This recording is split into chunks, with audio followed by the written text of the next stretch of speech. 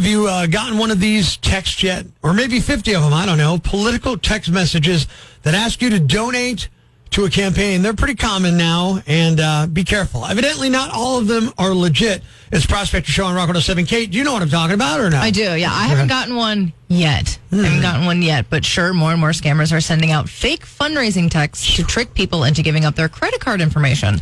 They know that being passionate about a cause can make you click without thinking or overlook the red flags. Yeah, like Save the Dolphins comes up or Stop the Bees from Unionizing, and you get all riled up, you just start clicking links, and you're not thinking, and then bam, now some guy in his mom's basement with like no shirt on has your money.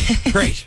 Sometimes they don't even ask for money. They might just they might just tell you to click a link and take a poll to earn a quote-unquote free gift. Then they eventually say, well, you got to cover the shipping, and then that's when they ask for your credit card. The Better Business Bureau says that if you get any unsolicited text like that you shouldn't respond or click any links. Yeah, and that makes sense. I mean, look, basically, if you didn't ask for it, just don't touch it, right? It's like finding a sandwich on the street. You're not going to pick that up and eat it. You're going to like, oh, there's a sandwich on the street and walk away. I'll think about it. No, I wouldn't either. That's a bad move. The safest way to donate to a candidate or political party is through their official website. Yeah, don't be lazy. Do a little type in here. It's not that tough. It's 2024. If you can order a pizza, stream a movie, or control your thermostat from your phone, you can handle typing in a URL to make a donation. Get Prospector delivered right to your smartphone. I download the podcast. Prospector's Prime Cuts Podcast. Download the app. I love it. On the app or online at rock107.com. Breaking the news that's already broken. It's time for Prospector's Briefs on Rock 107. Ryan Seacrest began taping Wheel of Fortune. The game is different with the younger host. When you buy a vowel, he accepts Venmo. Black Sabbath guitarist Tony Iommi is releasing his second signature cologne, and Ozzy Osbourne has a coloring book coming out. Maybe you'll get them for Christmas if you worship Satan. LeBron James will serve as a flag bearer at the Olympics. They were going to let him carry the torch, but they were afraid he would just pass it to his son, Bronny. It's 60 Minutes meets Gone in 60 Seconds. Tune in tomorrow for Prospector's Briefs on Rock 107. Nickelback and Rockstar, Northeast PA's classic rock. It's Prospector Show on Rock 107. And Kate, if you're going to be a rock star, you got to have like a rock star name, right? Yes. I mean, you can't just be like, Beverly Tomasino or something like that. You change it to something cool, right? Yeah. All right, so same thing with rappers. I just couldn't be Prospector as a rapper. I need a rap name. So I came up with Special P. Okay. And then I realized there's got to be a better way, and I found a meme that says put Lil in front of the last thing you spent money on. So now I'm Lil Croissant. That's my rap name. I would be Lil Lego. All right, and that's what we're looking for this morning. Your rap name using that phraseology, that formula, Lil, and the last thing you spent money on. Butch on Facebook.com/Angry Prospector said, Lil Copay. I love that one. Open mic on the Rock 107 app. Your rap name, what do you got? I swear this is true. I wasn't going to send this, but the idea made me smile, and I really need to smile right now. Okay. My rap name, Lil Funeral. It's true. Thanks for bringing some fun to my day. Happy that we can help. At least they're having fun. Yeah, it took a turn. I didn't expect that one. Donna on your Facebook said, Lil Pool Skimmer. Got to keep that pool clean, Kate. And Eric from my Facebook said, Lil Toilet Valve Phil. Lil Toilet Valve. You got to keep that running. Trust me. We're talking about your rap name, and we get it by combining Lil and the last thing you spent money on. Adam on the Rock Lines, Rock 107. What's your rap name, buddy? Yeah, mine would be Lil Vanilla Cherry Dip. Lil Vanilla Cherry Dip. Is that an ice cream cone? Yes, sir. Where'd you get it? Tasty Freeze in Ina. I'm a little jealous. I'm not going to lie. It's a good place. I know where I'm going after the show. Joe from my Instagram said, Lil Tasty Cake. Yeah! I love that food's a theme. Oh, absolutely.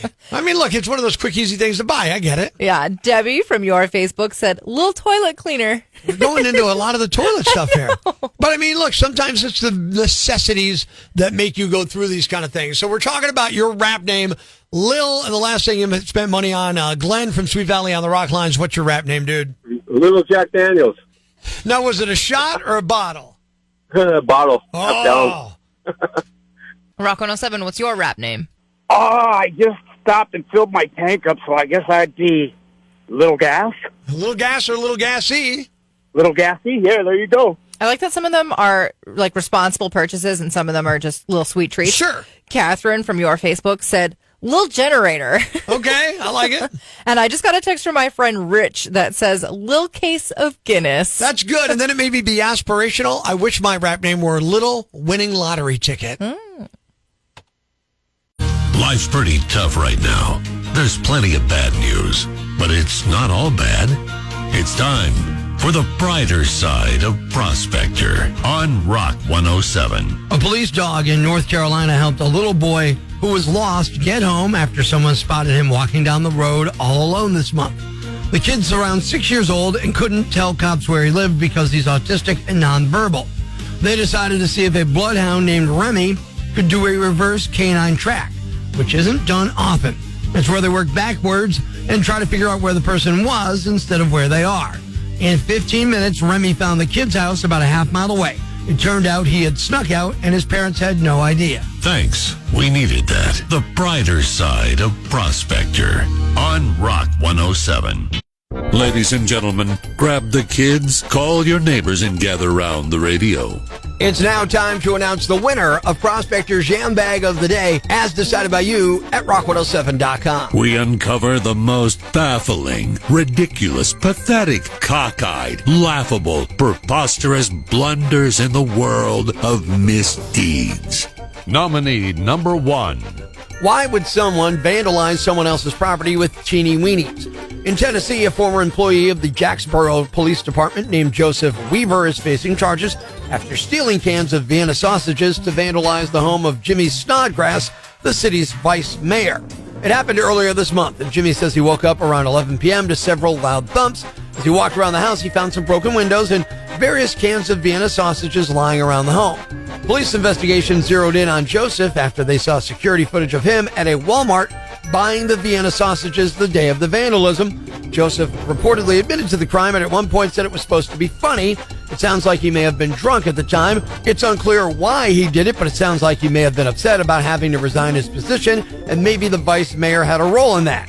It's also possible the choice of teeny weenies was not random and they were meant to reference the vice mayor's genitalia. I don't know. Joseph was charged with vandalism and theft. Nominee number 2. A marriage with no respect is destined to fail, and this one did, quickly. A Kuwaiti couple had divorced just 3 minutes after tying the knot. This came after the groom called the bride stupid as she stumbled to get out of the court following the ceremony. The woman flew into a rage and demanded the judge dissolve the marriage, which he did as the union was then annulled. The incident, believed to have become the shortest marriage ever in Kuwait's history, has sparked a wave of sympathy for Kuwaiti women, with some social media users suggesting she was right to end the marriage. One saying, if this is how he acts right at the beginning, it's better to leave him now. And the winner is the person who vandalized the vice mayor's house with teeny weenies. You are now the Yam Bag of the Day, and we'll move on to Friday's Yam Bag of the Week competition. Keep it here for all the nominees for Prospector's Yam Bag of the Day, weekday mornings on Rock 107. Thanks for listening to Prospector's Prime Cuts podcast.